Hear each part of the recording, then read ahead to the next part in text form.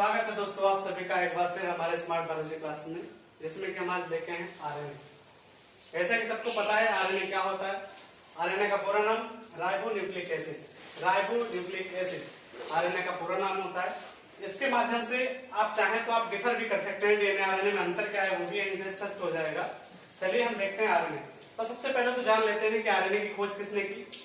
हमने डीएनए वाले में चार्ज नहीं बताया था कि डीएनए की खोज किसने की, तो डीएनए की खोज भी जान लीजिए। डीएनए की खोज फ्रेडरिक मिस्टर ने की थी, और यहाँ पे आरएनए की खोज जो है लिखा है सेवेरो ओकोआ, रॉबर्ट हाली तथा कार्ल वोसे ने की। इन तीन वैज्ञानिकों ने मिलकर के आरएनए की खोज की थी। ठीक है, तो आरएनए क्या होता है? मेनली आरएनए सिंगल स्ट्रैंडेड होता है। डीएनए हमने बताया था डबल स्ट्रैंडेड होता है, लेकिन आरएनए हम कह रहे हैं कि सिंगल स्ट्रैंडेड होता है। सिर्फ दो को छोड़ के कुछ अपवाद भी है इसमें, जैसे रियो वायरस और एक बाउंड ट्यूबर वायरस। इनमें जो आरएनए होता है वो डबल स्ट्रैंड हो जाता है, लाइक डीएनए की तरह ही इनमें आरएनए हो जाता है। तो इसलिए हमने लिखा है रियो वायरस तथा बाउंड ट्यूबर वायरस को छोड़कर आरएनए जो होता है सिंगल स्ट्रैंड होता है। ठीक है, फिर एक वैज्ञानिक थे जिनका नाम था वेंडल स्टैनले। वेंडल स्टैनले ने टीएमवी में 1935 में टीएमवी के अंदर जो आरएनए को देखा, उसको देखा था आनुवांशिक पदार्थ के रूप में। आरएनए को आनुवांशिक पदार्थ के रूप में सबसे पहले स्टैनले ने 1935 में टोबैको मोज़ेक वायरस के अंदर देखा। ठीक है, अगला देख लेते हैं आरएनए जीवधारियों में क्या करता है। आरएनए जीवधारियों में प्रोटीन संश्लेषण का काम करता है। आरएनए जीवधारियों में प्रोटीन संश्लेषण का काम करता है। और आरएनए का निर्माण कहां से होता है? आरएनए का निर्माण डीएनए से होता है। डीएनए से आरएनए का निर्माण होता है। ठीक है, अगर हम बात करें बेस की, इनमें कितने बेस पाए जाते हैं, तो इसमें भी 4 ही बेस पाए जाते हैं। जैसा कि हमने बताया था डीएनए में भी 4 बेस पाए जाते हैं, इसमें भी 4 बेस पाए जाते हैं। बस फर्क इतना है कि डीएनए में यहाँ पे थाइमिन होता है और ये आरएनए है तो यहाँ पे यूरेसिल है। एक बार रिपीट करते हैं, पहला है एडेनिन, दूसरा है ग्वानिन, तीसरा है साइटोसिन और चौथा है यूरेसिल। बस आरएनए और डीएनए का यही डिफरेंस है, यूरेसिल वाला। तो नेक्स्ट बात करते हैं कि इनके जो न्यूक्लियोटाइड होते हैं इनको हम राइबोटाइड कहते हैं। इनके जो न्यूक्लियोटाइड हैं इनको राइबोटाइड कहते हैं। फिर इनका अनुभाग जो होता है वो डीएनए की तुलना में बहुत कम होता है, क्योंकि इनके मॉलिक्यूल छोटे होते हैं, डीएनए के मॉलिक्यूल बड़े होते हैं। तो डीएनए के मॉलिक्यूल बड़े हैं, इसलिए इनका अनुभाग जो है वो थोड़ा डीएनए से छोटा है। ठीक है, अगर टाइप्स की बात करें कि आरएनए के कितने टाइप होते हैं, तो आरएनए मुख्यतः 3 टाइप होते हैं आरएनए के।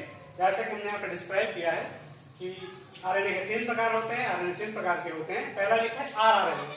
अगर हम आरआरएनए की बात करें तो आरआरएनए को राइबोसोमल आरएनए बोलते हैं। राइबोसोमल आरएनए बोलते हैं। राइबोसोमल आरएनए का मतलब है कि ये जो आरएनए होता है ये राइबोसोम के ऊपर लगे होते हैं। ये आरएनए जो होते हैं राइबोसोम के ऊपर लगे होते हैं। राइबोसोम के ऊपर लगे होने का क्या मतलब? और आरएनए जो होते हैं वो आरआरएनए 80% होते हैं आरएनए के। मतलब अगर हम पूरे फुल आरएनए को बात लेकर के बात करें तो आरआरएनए उसमें से 80% आरआरएनए होता है, बाकी 20% में 2 अन्य होते हैं।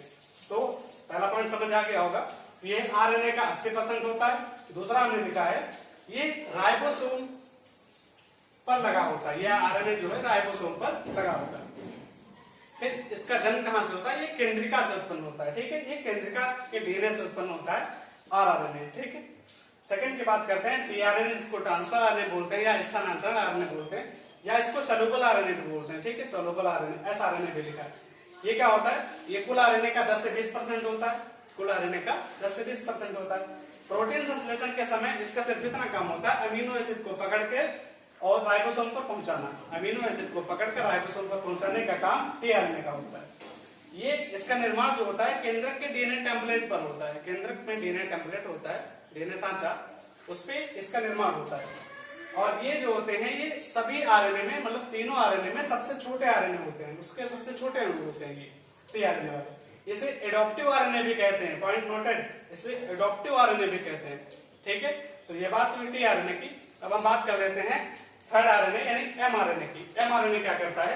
तो सबसे पहले तो समझ लीजिए कि आरएनए के अंदर इसका परसेंटेज कितना है। आरएनए के अंदर इसका 3 से 5% होता है।